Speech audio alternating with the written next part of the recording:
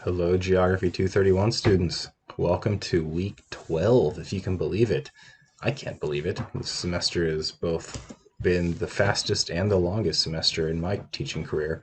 It's been a fascinating one for me, for sure, and hopefully you've made the most of your distance learning, and do believe there will be another semester of that coming up in spring, if you're still sticking around Cyprus, that is.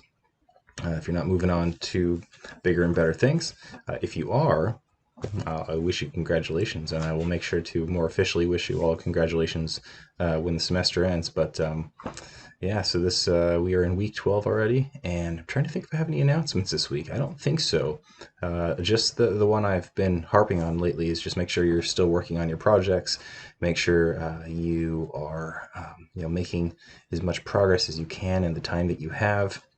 The last couple of weeks, I tried to do shorter labs so that you could really take that time to make a dent in your projects. Hopefully you did. If you didn't, do not fret. You still have a few weeks left. Two, really, maybe three. But then, yeah, the end of the semester will be upon you before you know it. Don't forget, you've got Veterans Day coming up and Thanksgiving holiday. Then after Thanksgiving, it's really just 1 week, and then we do a presentation. So yeah, just keep tabs on the calendar. Don't let the time slip away. And this week's lab is a bit more in depth than the past couple, but also it's really more about learning how to do something, and that's why I provided you with a tutorial this week. So it's not so much that it's time consuming as much as it's just a departure from what we've been doing. Really, this is the maximum extent of our spatial statistics that we're going to get into this week and next week. We'll be doing OLS, ordinary least squares, regression this week, and then we'll do geographic weighted regression next week. And basically these two regression tools allow you to look at not just where things happen, which we've been focusing on lately with our hotspot models and the GI star and all of that, but now it's about why things are happening, where they're happening. And so these are some tools that I hope you can apply to your projects if it's appropriate. But hopefully you will learn the appropriate application of OLS regression this week, and then GWR next week. So, all right, without further ado, this week's lecture is regression analysis, part 1, actually. The tutorial will be build a single variable OLS regression model, which is available on Canvas already. Or will be by the time you see this video. The lab is called Use OLS Regression to Locate Variables, in which you will be essentially looking at the ways that independent variables affect a dependent variable, and you're going to run a couple of, you'll run the tool and then you run a few of these, the 6 checks that I'm going to discuss. There's 6 checks that you want to evaluate the results of your OLS regression analysis, and so you'll be doing that in this week's tutorial lab. All right, so upon completion of this week's lecture and lab, you should understand what is regression analysis. You should learn at least one regression analysis technique, OLS, this week, then GWR next week, and then you'll learn the 6 checks of OLS regression, which I will get into. So first and foremost, you've probably heard it said, correlation does not imply causation. So you've probably heard it, the oft-cited refrain, correlation does not imply causation. It's a warning against the questionable cause-logical fallacy, in which 2 events occurring together are taken to have an established cause and effect relationship.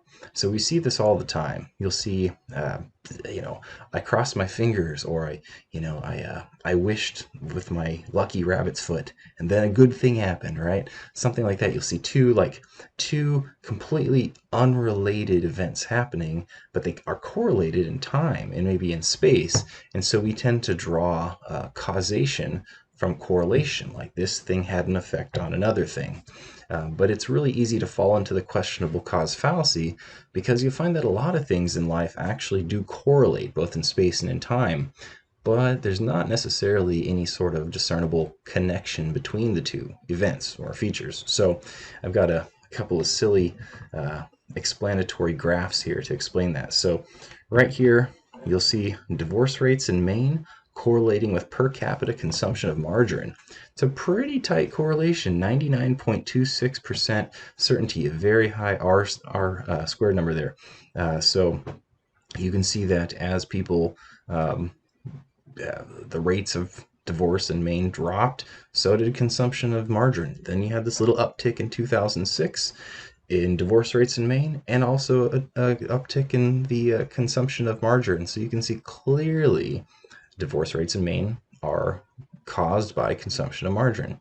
Not really, right? We know that's silly. So our tendency to assume causation may be a remnant of our evolution.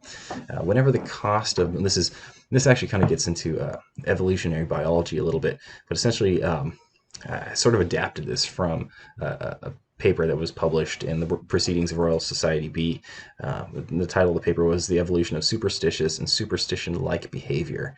And so the assumption there was that people who tend to believe in superstitions, when they see the results of their superstition bearing fruit, they latch onto it. They draw a pattern there. But when the connection doesn't happen, our minds just kind of ignore that, right? So we sort of latch on to the times when our assumptions connect, when the thing that we hope to happen does happen, we remember that time. But when the thing that we hope to happen doesn't happen, we just kind of forget about it, right? So at any rate, our tendency to assume causation may be a remnant of our evolution. Whenever, this is the premise of the paper, whenever the cost of believing a false correlation is less than the cost of not believing a real correlation, natural selection will favor belief.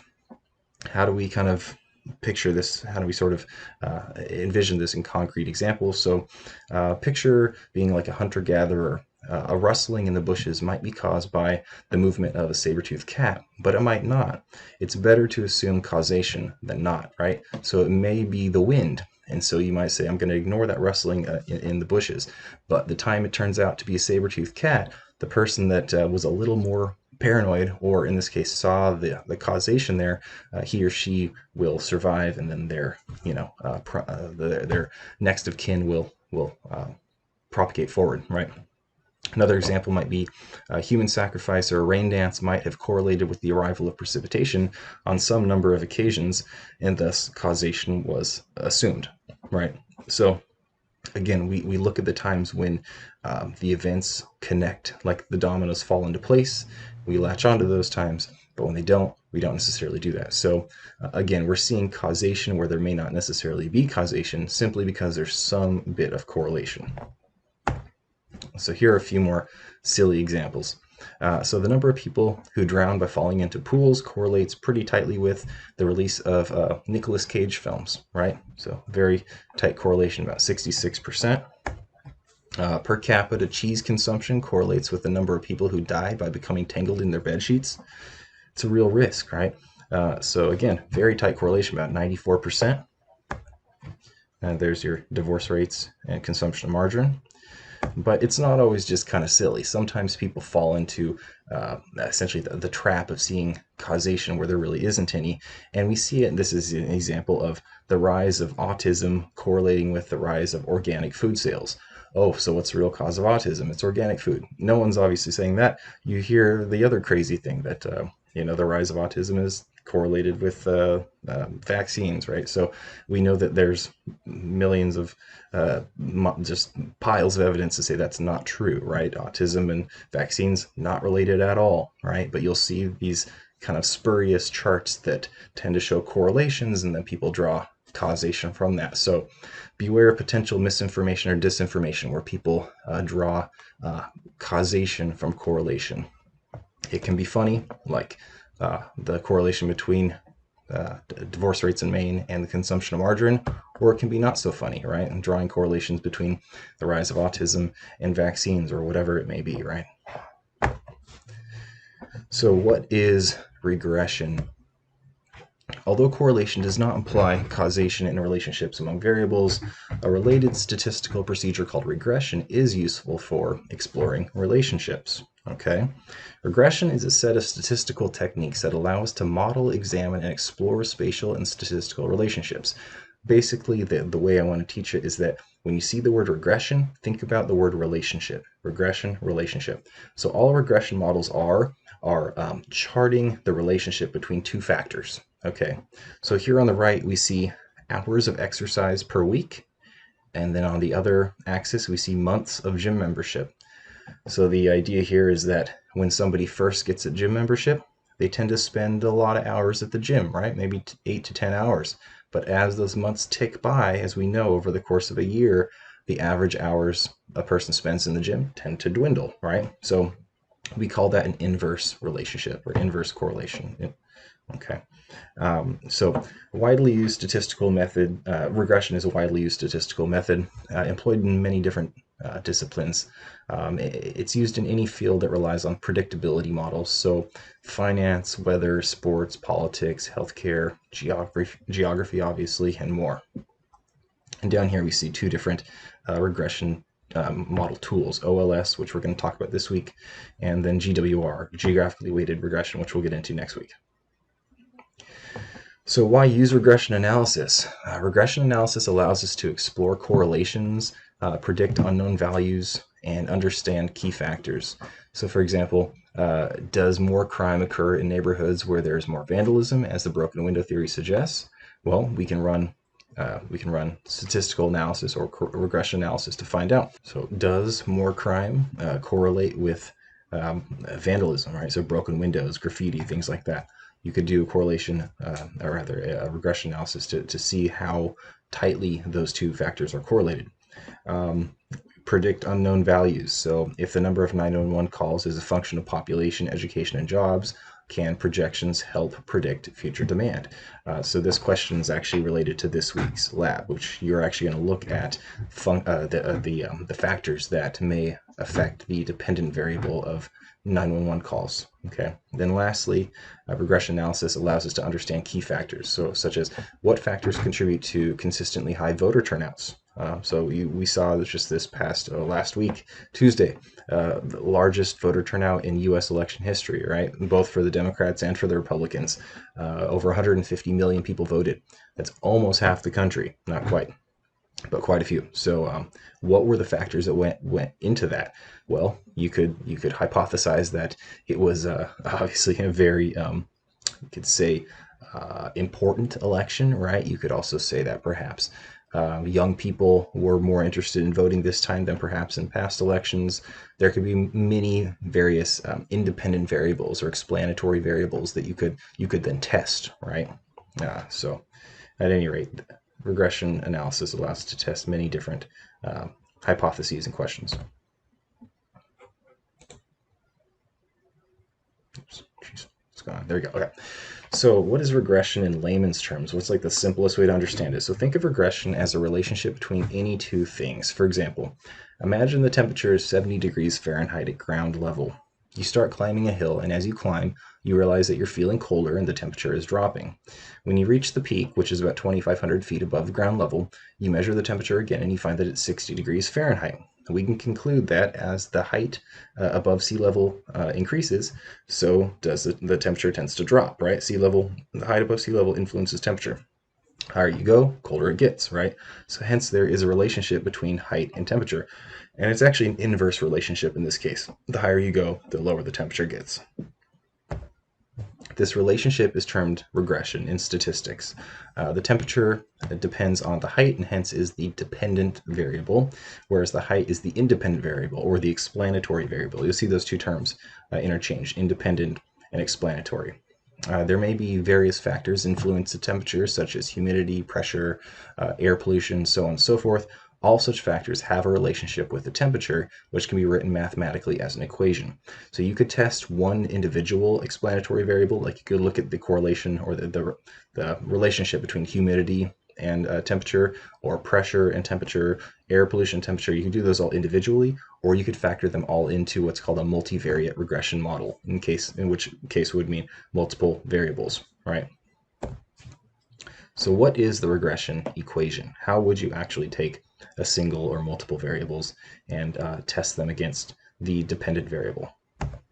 Well, regression can be used to predict the value of one variable from the values of others.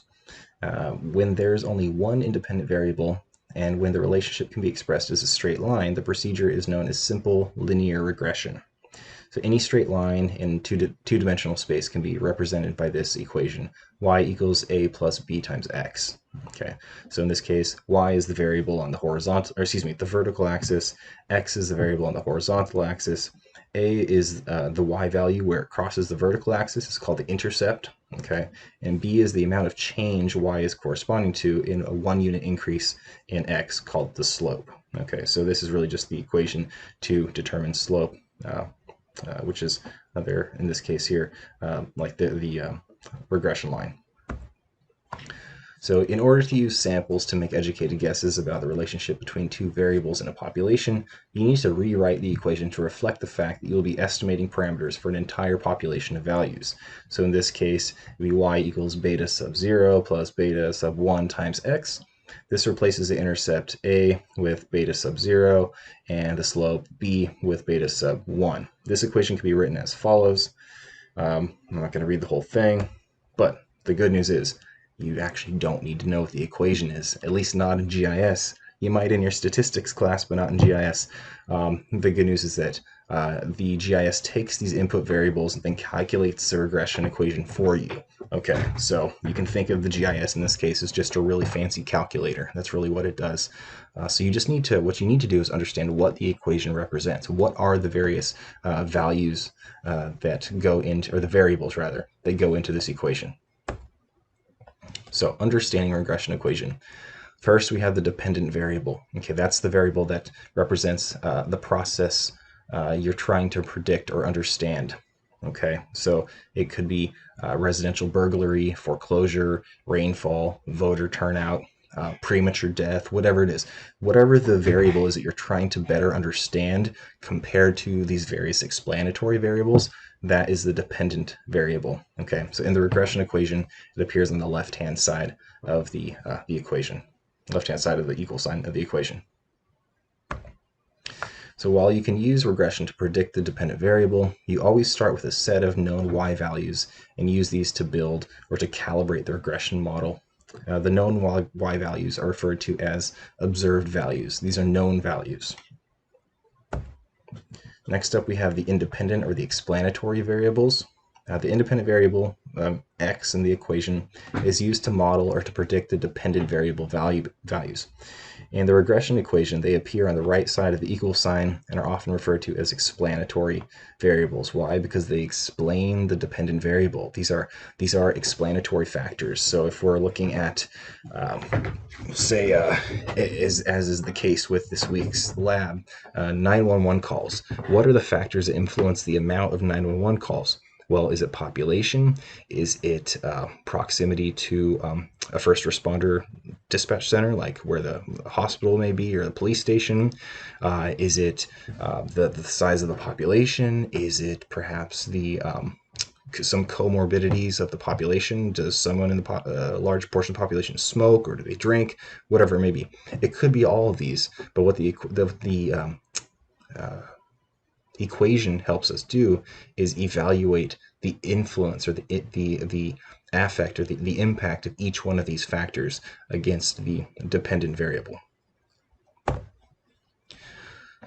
So the dependent variable is a function of the independent variables, the explanatory variables. So for example, if you're interested in predicting annual purchases of a proposed store, you might include in your model explanatory variables such as the number of potential customers, the distance to the competition. Like if you are trying to find the site of a good location for a Lowe's, you might want to see how nearby is the nearest Home Depot, right? Store visibility, like is it on the major street or is it set back?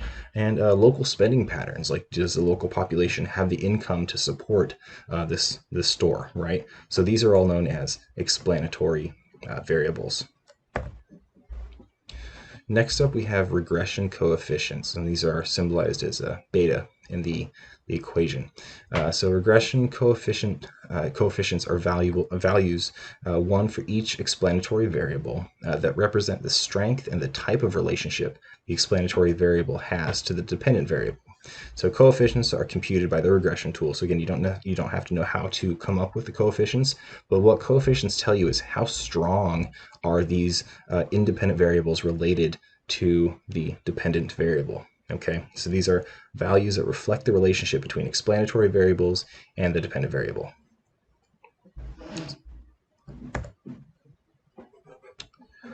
Suppose you're modeling fire frequency as a function of solar radiation, vegetation, precipitation, and aspect, which would be like the angle of a mountain, for example. You might expect a positive relationship between the fire frequency and solar radiation. In other words, the more sun, the more frequent the fire incidents. When the relationship is positive, then the sign for the associated coefficient is also positive. So basically, if you are in Southern California where there's a lot of sun, you might expect a lot of fires. Well, that is the case, right? And so in places where there tends to be a lot less sun, well, in northern latitudes, there are fewer fires, right? So we would see a negative relationship or a negative coefficient for northern latitudes, but a positive coefficient for lower latitudes where it's hotter and drier. Suppose you're modeling a fire frequency, right? As I said before, you might expect a negative relationship between fire frequency and precipitation. In other words, places with more rain have fewer fires. Sure, that is true, right? So there aren't a lot of wildfires in the United Kingdom, for example. They have them. I was actually there one summer when they had a lot of wildfires, but it's not common, right? Especially compared to the Mediterranean climate of Southern California, where we get a lot of wildfires. So there, in that case, you'd see the coefficients for negative relationships are a negative value. So a negative relationship between high precipitation and high fires. When the relationship is a strong one, the coefficient is relatively large. So relative to the units of the explanatory variable it's associated with. Weak relationships are associated with coefficients near zero. Okay, so a strong relationship means a big value. A weak relationship means a low value close to zero. Beta sub zero is the regression intercept. It represents the expected value for the dependent variable if all the independent explanatory variables are zero. All right, so these are just some examples down here below the regression equation showing types of relationships: strong positive, strong negative, and no relationship. Okay, so these lines of regression are supposed to track along with the various data points, and if there's no clear relationship, you would just have basically a flat line. All right, last up, so residual values, which would be this E here at the end. Residual values are the unexplained portion of the dependent variable, representing in the regression equation as a random error term E. So this is the portion of the dependent variable that isn't explained by the model under or over predictions. So known values for the dependent variable are used to build and to calibrate the regression model, as I said before. Using known values for the dependent variable and known values for all the explanatory variables, the regression tool constructs an equation that will predict those known y values as well as possible. Okay, so these are the predicted values. The predicted values will rarely match observed values exactly, however. If they do, then there's probably something wrong with your data or your analysis. So the over or the under prediction, essentially those serve to be the residual values. Okay, so the difference between the observed y values and the predicted y values are called the residuals or the residual values. The magnitude of the residuals from an equation is one way to measure is one measure of the model fit. Okay, so greater residual means that there's a greater error, or essentially the error either being over or under prediction. Okay, so large residuals indicate a poor model fit. So if you've got very large residuals, then that means that the predicted values and the actual values are so far apart that it's unlikely that your model is accurate.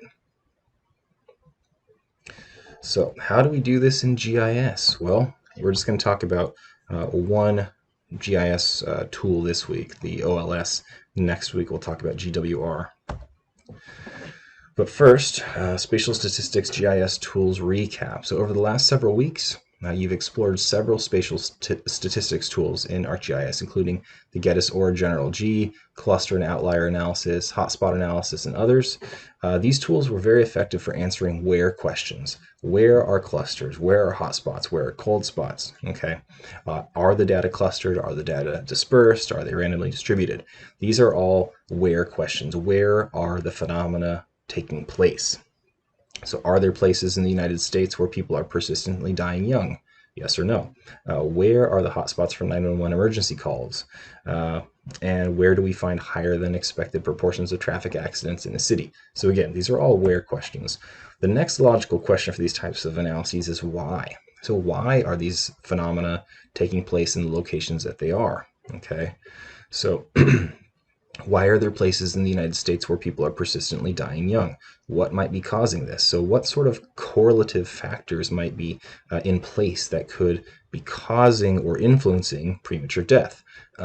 Perhaps it's bad water quality or industrial activity or overexposure to solar radiation. There are many different factors, right? So these all could factor into a hypothesis. Can we model the characteristics of places that experience a lot of 911 calls to help reduce these incidents?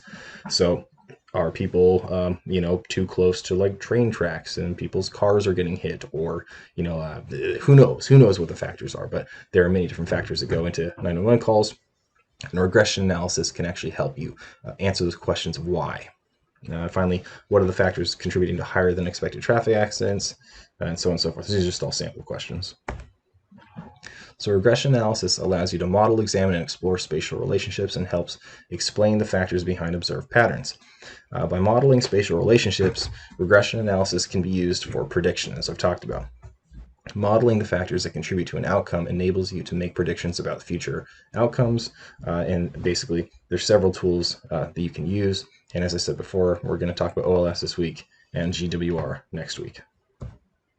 So what is OLS? Well, OLS is ordinary least squares, and it is a type of linear regression modeling. Okay, so it builds what's called a global model of variables to generate predictions or to model a dependent variable in terms of its relationship to a set of independent or explanatory variables. So we call it a global model because it refers to the entire study area. Okay, creates a single regression equation to represent all the variables in a whole study area. And that contrasts with GWR, which is what the name implies, geographically weighted regression.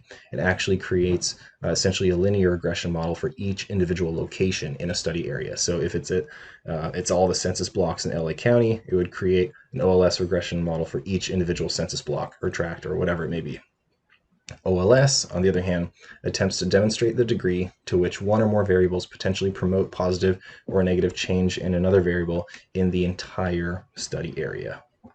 So OLS regression is known as bivariate regression because it shows a relationship between two variables. As I said before, the dependent y variable, which is the one that you want to predict, and the independent variable, which you're using for prediction. So we call that bivariate, but you also can run multivariate analyses, which you'll be doing in today's lab.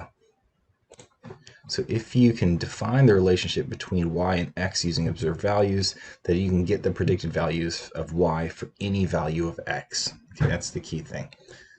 Okay. So interpreting OLS regression results. By comparing the variance in the predicted values to the variance in the observed values, you can tell how well your model is working. The results of OLS regression can be interpreted by the variance from a perfect linear regression trend line, as I've talked about before in those terms of residuals, right? So how far do the observed values fall from the predicted values? With a perfect fit, for example, all observed values are the same as the predicted values and lying directly on the line of linear regression, the variance would be 100% or 1. Anything less than perfect fit would result in a value less than 1. A value of 0.8, for instance, means that 80% of the variance of the dependent variable is accounted for by the variation in the independent variable. These are known as R-squared values. So R-squared values are statistics derived from the regression equation to quantify model performance. So a higher value essentially indicates a better model performance. So the value of R-squared ranges from 0 to 100%. If your model fits the observed dependent variable perfectly, the R-squared is 1. And you no doubt have made an error because you're never going to see a perfectly aligned prediction with an observation. Okay. So more likely you're going to see R-squared values like 0.49, for example, which you can interpret by saying the model explains 49% of the variation in the dependent variable, which is pretty good. If you could actually explain 49% of the variation in the dependent variable, then you're halfway there to explain the entire thing, right? But you're never going to find a one-to-one correlation, unless an error took place. So OLS regression is only effective if your data and model meet all the assumptions required of this method. So these assumptions would be there's a linear relationship between the dependent and independent variables I've talked about before, right? So it needs to be linear as opposed to exponential, which is outside the scope of this lab. The residual values have a mean of 0, meaning the over and the under estimates balance out. Okay, so they're not skewed one way or the other. Residuals have a constant variance at all locations of the study area, so they're not necessarily clustered or dispersed. Residuals are randomly arranged along the regression line. Again, random distribution. Residuals are normally distributed, not skewed, okay, positively or negatively. And independent variables are not highly correlated. If you see a high correlation of independent variables, then you need to throw some out, okay. So these questions and others are addressed with 6 key checks. 6 key checks with your OLS regression. So what are those 6 checks? Well, it isn't always easy to know how much your explanatory variables affect the dependent variable you're trying to model. Once you run the OLS regression tool, the output details contain important information that can help you determine if you have a good model. There are 6 checks you can use to test the significance of the explanatory details in your model. To verify your regression model is trustworthy, these 6 checks should always be done. They can be done in any order. Okay, so the order that I'm presenting them to you is not a determinant of the order that they have to be run. You can do them in any order. In fact, the lab does them in a different order than this. All right, so check 1. Are the relationships what you expect?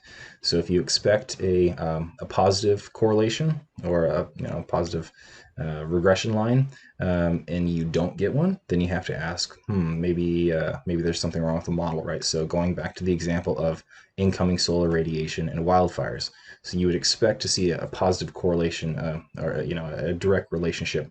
The higher the solar energy coming in, the higher the probability of wildfires, and an inverse correlation for precipitation in wildfires. So if you're looking at an area with high precipitation, a lot of rain, you'd see an inverse relationship with wildfires. Okay, so do the variables that should have a positive relationship have a positive coefficient? Okay, so again, that's what you have to check. If you're expecting to see a positive relationship between incoming solar radiation and wildfires, and you see a negative coefficient, then something is amiss with your model. So that's check 1. Check 2, do the independent or explanatory variables help your model? So you want to make sure the explanatory variable is statistically significant, okay, and you can do so by looking for an asterisk in the OLS tool. If you see an asterisk, that indicates a statistically significant p-value. All right, so you want to always look for those asterisks. Check 3, is the model biased? So the over and the under values should have a random spatial pattern. As I said before, the over and the under values should more or less balance each other out. Test the clustering of your residuals by using the spatial autocorrelation tool. So if you find that the values are skewed one way or the other, they're not normally distributed, then you want to use the spatial autocorrelation tool to find out how are they skewed. Are they clustered or are they dispersed? So if you find that they're significantly clustered, then perhaps your data is not ideally suited for the OLS regression. Do you have all key explanatory variables? So this determines if the model is performing well for all areas of the model, not just certain areas, right? Not just like 1/4 of it or whatever. Verify that the results are normally distributed using the Jarque-Bera test. Okay, so the Jarque-Bera test, it's a statistic that you'll see when you run the OLS tool. You want to make sure that the Jarque-Bera statistic does not have an asterisk. Okay, so if it does, then it's basically saying that some of your study area is not normally distributed. It's skewed one way or the other. So you want to look for an asterisk there. If you don't see it, then that passes the check. Check number 5. are any of the explanatory variables redundant? Okay, so each variable should tell a different part of the story, and you want to make sure that variables are not redundant. You do that with the VIF value, which I'll talk more about in the lab today. But are all my VIF values lower than 7.5? If so, good to go. If any are over 7.5, then you might want to get rid of one of them because it's not telling you anything new. Okay, this doesn't add value to your model. And finally, check 6, how well are you explaining your dependent variable? So this is one of the most well-known checks, and you should always check the adjusted R-squared value. Okay, that's how you explain, that's how well you're explaining the dependent variable. So you should be able to tell what kind of R-square you need. Is the adjusted R-square value strong enough? So you want to have a high enough value that it passes the check, essentially. So that's check 6. Oh, all right. So thus concludes this lecture. I forgot it ended there because I actually cut it off. I'm going to do the rest of it next week when I talk about GWR because I figured it was a little too much to get into 2 different methods this week. So we will end it on the OLS 6 checks this week. This week's lab only involves OLS regression. Next week, I'll talk about GWR, and next week's lab will be GWR. And you'll notice if you're following the syllabus, I initially just had 1 week designated for regression models, but the more I got into it, the more I realized this is going to take 2 weeks. And also I ended up bumping 1 week of raster analysis, primarily because if you've already taken 232, we spent a half a semester on raster analysis, and if you haven't taken it yet, in the spring I'll be offering the class, and again we'll spend much of the time looking at raster data. So I ended up bumping 1 week of raster, but we'll still go 1 week this semester. So at any rate, thus concludes week 12's lecture. Go ahead and move on to the lab if well, you shouldn't have done it yet. So hopefully you can do that now. And yeah, keep tabs on the remaining weeks of the semester. Don't let it sneak by. Hopefully everybody voted on Tuesday. And have a good week. Take care. Bye-bye.